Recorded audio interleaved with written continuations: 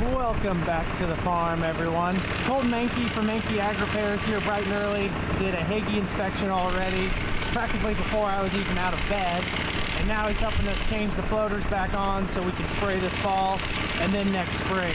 He's got one change with our help in the time it would take us just to get one side jacked up before. So this may be money well spent.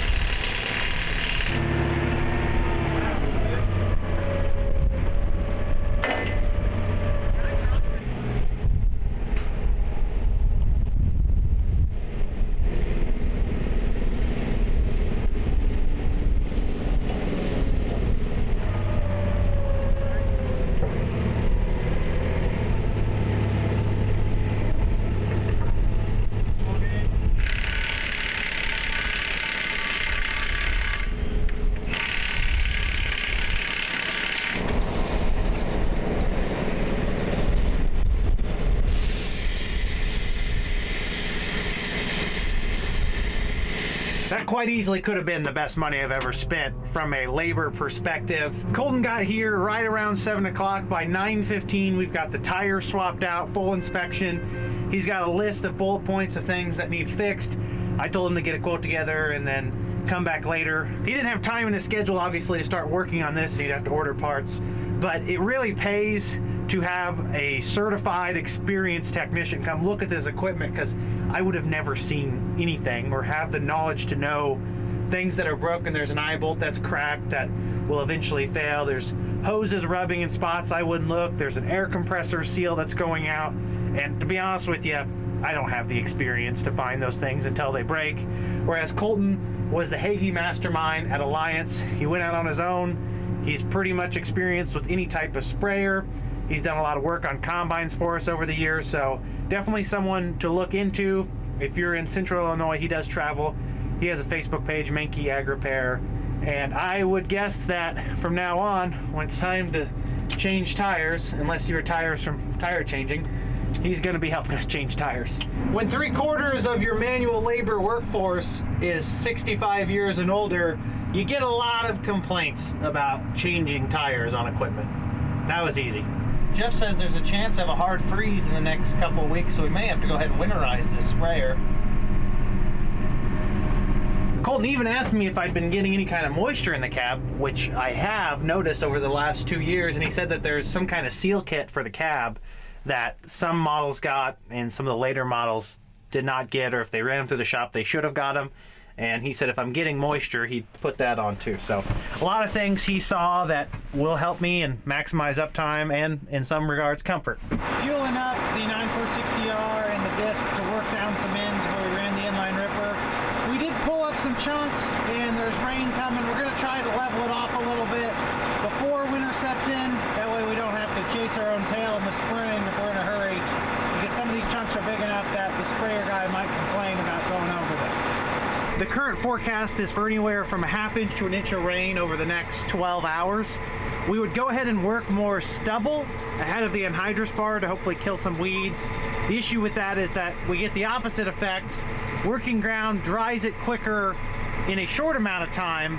Once it starts to rain again though, breaking open that crust on the ground actually lets more moisture sit in. And now I got an air code. It was an axle lube code, which could be because the tractor's too cool. I might have not let it warm up enough. The point I was trying to make before the air code is that once you loosen that topsoil back up, it's more receptive to water actually saturating in, and it dries slower after the fact, and that makes a big difference in the rain. We're not going to work anything that we want to put anhydrous on before the rain because we want to actually dry out if it rains a lot. Ah, perfect timing.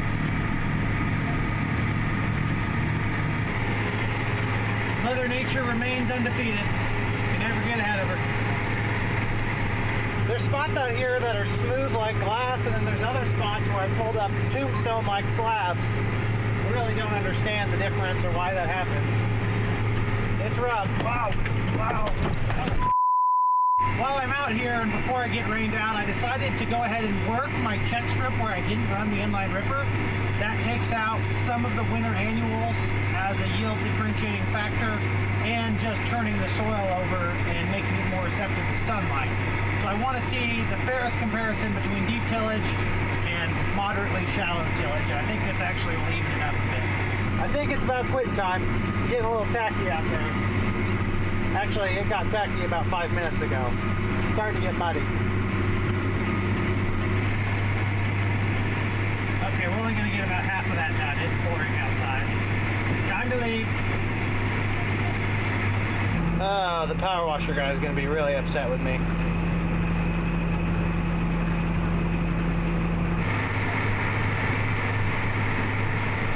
Our neighbors, the Uphoffs, run a similar inline ripper to us. They were out today working their ends down because they're going to try to spray out here, and I don't know if they got that done because the rain moved in. And they're also going to put on fall anhydrous, so they need the ends to be smooth enough that they can actually get stuff done. We're doing that more for the spring because we're going to run all spring/summer 32% nitrogen on these fields that were inline ripped, as opposed to the fall program that we normally run on a lot of acres. That black dirt likes to ride home with you. Sticky and just goes everywhere when you leave a wet field. We may not have entirely accomplished our goal. At least we did not make a mess, right? No mess. It didn't take long to switch from feeling like fall to getting into the heart of winter. We ended up with a ½ inch of rain. In November, that quantity of moisture is like 2 inches of rain in April. It just will not dry out quickly, so we're probably out of the fields unless it stays dry for a week. You can see right now that it's not exactly dry. It's still spitting rain on us. We're not getting any kind of moisture relief today. It also just feels like a wet, bone-chilling cold outside. It's not tremendously cold from a temperature standpoint, maybe in the 40s. The humidity, the moisture just gets right through your clothes and makes you a little chilly. The silver lining from a productivity standpoint is that we do have some things inside we can do to keep us busy, as opposed to just staying inside all day and taking a nap, although that is kind of enticing when I say it. I've been geared up to work on this project for a while. I've already got my light in place here in the older shed. It's on the seed tender. Over the last 2 years on this newer J&M seed tender, which isn't really that new, it's maybe 6 years old now, the scales have been all over the place. That makes it hard to accurately load the planter equally on both sides. So if you don't know how much weight you're putting in and you just eyeball it, when you get down to the short rows of the field, you may have a couple extra units in one side that you have to shuffle around. We did some research at the end of last season, looked at the scale numbers, kind of played around with testing the loads on each cell. We came to the conclusion that this front right load cell right here is bad or faulty, I'm not sure. So we've got a new one sitting here to put on. If one of them's out of whack, it takes the whole thing out of whack. Very good scales when they're all working. When they're not, it just really confuses you because the numbers just are crazy and wild. We're gonna have to pull this load cell out and put the new one in and then run the wire to the main hub. Seems like it would be really easy. I'll be honest with you, I've never done this before, so this could take 20 minutes or this could take 5 hours. If I'm visualizing the design correctly, all of the weight for the actual seed box sits on a load cell. So I think I'm gonna bring the forklift while we have it over here to the corner and reduce the load a little bit. I don't know if that's necessary. I'm not entirely sure if when you drive the load cell out, if it'll start to sag down. So if I put this in the corner, should hold it up. The truck's kind of in the way, so I'm gonna pull it up a little bit to make some room.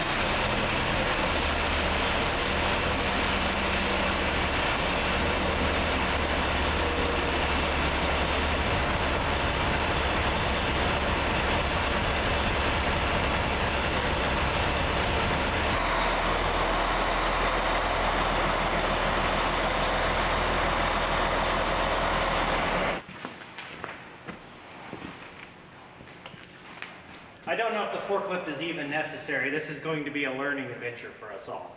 Could be simple, could be frustrating. The one thing today's video is not going to be is chilly like it is outside, thanks to the sponsor of today's video, Sunfire Heaters. Check this bad boy out.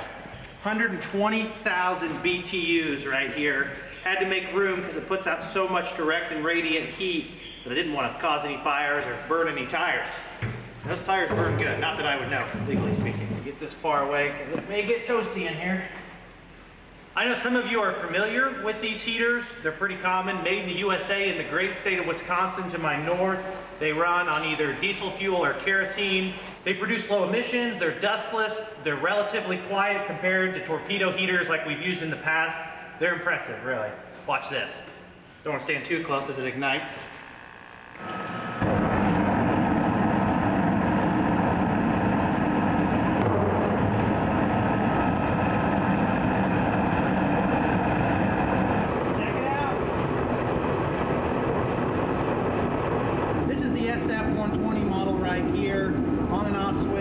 If you have any issues, capable of burning for 16 hours with a full fuel tank, heating upwards of 2,800 square foot. Now we are in a bigger shed than that right now, no insulation. I'm looking for just some local radiant heat around the seed tender as we work on this project. If you had a small shed or trucks to keep warm, this would be a great tool to add to your toolbox on a cold winter day. I'm trying to decide what tools in particular I need. It's got this bar in the middle that's going to keep it from going either way, so I probably have to take this bracket off and then hammer that off and then somehow get this out. So I better go get my wrenches.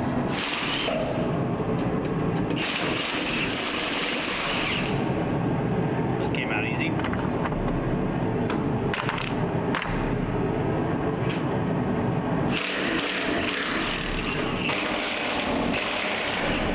Something happened because I can feel it in the ladder. Probably gotta lift it up with the forklift, maybe.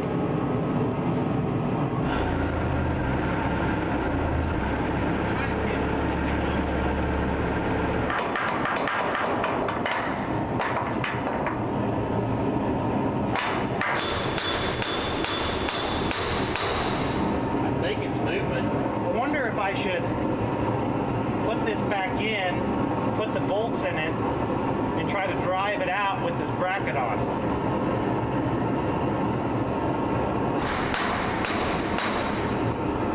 I don't think taking the bracket off is the hard part, it's getting the weigh cell out of the frame.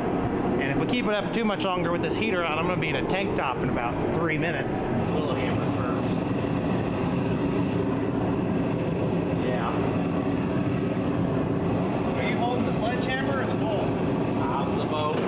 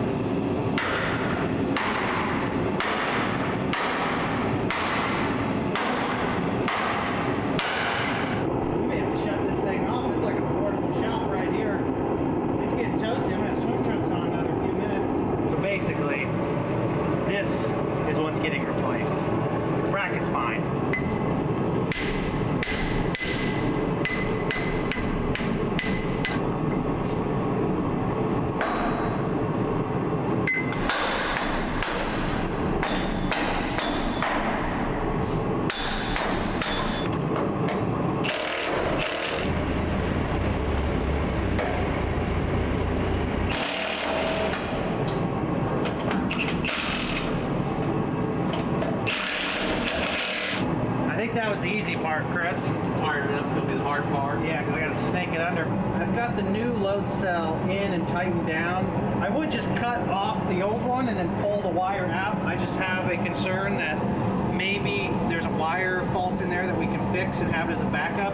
So I'm going to pull this out and then fish it back through. What in the world are you doing?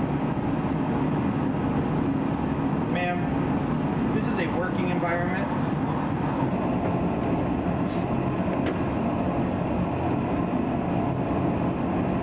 You know what? Why don't we plug the new one in and make sure it's going to work before we do anything crazy?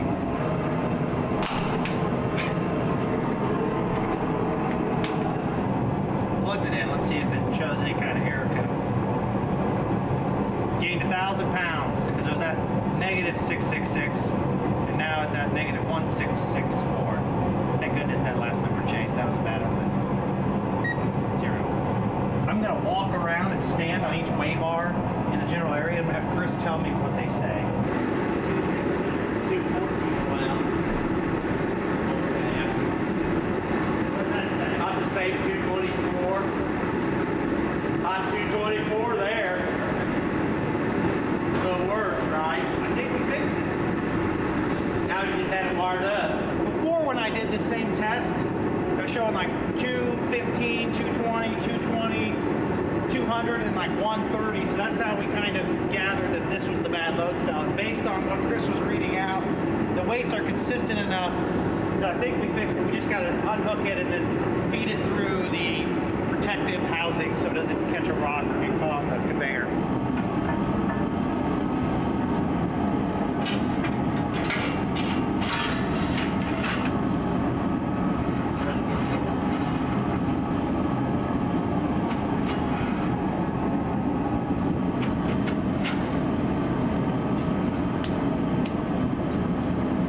It's caught. That's fine.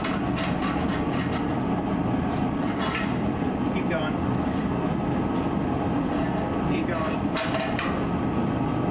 Oh, good. It's up here. Nice. You got it now, don't you? Yeah, can you pull on that lightly? Watch out, there's baling wire there. I unplugged it, rerouted the wires, did some zip tying, just gonna make sure it reads out the same amount, close to 0, so I think we did it. Well, Chris, that was supposed to take all day. What are we gonna do now? The heater gonna put you to sleep? I wonder if this can be refurbished. About $1,000 for one of these. I can't remember, we ordered it last spring. Uh-oh, Chris. Your pet bird didn't make it. The Lord sure works in mysterious ways. You've got some projects that should take 20 minutes and they end up taking 2 weeks. Then you've got other projects that you think are going to take all day and you got it done in 90 minutes without any experience at all. This experience was the latter. Went smoothly. Looks like everything's working. We won't really know otherwise until this spring when we start putting seed in there and actually can compare weights. Glad to have the functionality back on the cart so I don't have to climb into the seed tanks when we're trying to plant and beat a rain or something and move seed back and forth because we can actually weigh it accurately from side to side. I've absolutely loved my time with this heater so far. It's only been on the farm for a couple of weeks. I've been working outside a lot, so I've not gotten to utilize it a ton. Yet when I'm inside, when it's cold out, this is a phenomenal way to provide heat to yourself, to your workers, anyone around you, keeping a small building warm, or trying to warm up an engine block on a cold truck if you're dealing with that at your farm, or an engine on a tractor. 120,000 BTUs out of this Sunfire SF120 model. I cannot say enough how much heat this thing puts out. It's a lot. To give you a brief description on the Sunfire line of heaters, they were designed to help people warm their pole barn or shop with no smell and fumes. Traditional forced air heater counterparts often have bad smells and fumes that give people headaches. In general, they're just kind of unhealthy. As I mentioned, these run on diesel fuel or kerosene with a warm and odorless experience. They're extremely safe for indoor use inside a pole barn, shop, garage, wherever you want to use them. They're quieter, they're safer, you name it. They have have a lot of advantages versus your traditional forced air or torpedo style heaters. Those are the type of heaters we've run on our farm for decades. They work, they just have a few cons with them. They're a high quality, reliable, American-made product out of the great state of Wisconsin. There's a video online of a Sunfire heater getting dropped off the top of a forklift and surviving the tumble and being able to run still. They're very robust in design and build quality. I almost did the same thing on accident the other day. It didn't happen, but they're reliable, so you can count on them in tough conditions and in fair weather. They do heat radiantly, so they can warm people and objects directly as long as they're at least 3 to 5 feet away, because it does get rather hot close to the unit. They're unaffected by wind. They can be used to warm diesel engines, farm equipment, you name it. If it's frigid outside, this is your go-to heater to warm things up when you're in a bind. If you're interested in using them to heat a shop, they can be hooked up to a standard wall thermostat with the appropriate wiring to regulate the heat of the Sunfire heater. The list of positives on these Sunfire heaters is almost endless. The radiant heat is dustless, low emissions, extremely durable, made for heavy duty use on a farm or wherever you may be working in a shop. Sunfire heater provides a kick butt product, and I've loved working with them. By no means am I going to sit here and pretend that I'm looking forward to working this winter. I can find a little bit of peace in the fact that we have this heavy duty, high output heater to warm our sheds if we want to work. We can warm small spaces outdoors to keep us or anyone else warm. I don't think I have anything to fear this winter. Highly recommend you head over to their website, check out what they have to offer. This line of heaters is also available in a lot of big box stores. There's a lot of ways to purchase it. Tell them I sent you. Sunfire Heaters, thanks for sponsoring today's video and keeping us warm while we work on this silly project. I'm gonna shut it off, let it cool down, and we're gonna move on to other things. Whew, this little girl was warm. She's got the s'mores out. Since I got my outside work done for the day and it's a little bit too damp to do anything else, I'm getting cozied up here in the office, trying to look through some numbers for 2025. Things are a little tight, but gotta stay optimistic if we can. Got the soil test back on that new farm Katie and I have the opportunity to farm, which we're really excited about. And of course, just looking at other opportunities for next season. I've got about 2 days of organizing to do in here to catch up on 2024 before it comes to a close. At least we have this nice festive Christmas tree up in November. I totally had nothing to do with this. It was my wife's doing, but I love her and Christmas trees are part of that gig, I guess. We've gathered a few quotes out in the yard to have about 4 big trees cut down. They're kind of a safety hazard at this point, and man, does it cost a lot of money to have trees professionally removed. We could probably do it ourselves, yet we'd also make a pretty big mess in the process. I'm not sure what we're gonna do, just don't want a branch to fall on the kids or the dogs or something to spend money on. You're always maintaining properties. Also looks like I need to mow the yard and the leaves next time it dries up and gets a little warmer. Maybe next week. You're gonna have to take my word for it because you can hardly even see the plow mark. We got our fiber internet ran up to the house. It's not fully installed on the inside, should be by next week. I'm pretty thrilled about that. Faster upload speeds on my videos, and of course, better gaming latency for you nerds out there like me. Here's an idea. Maybe I could get one of those pull-behind wagons for the lawnmower, and I could strap that Sunfire SF120 to the back, pointed at me, and it could dry the leaves and keep me warm. I'm sure there's no fire hazards or risk involved with that at all. Genius idea.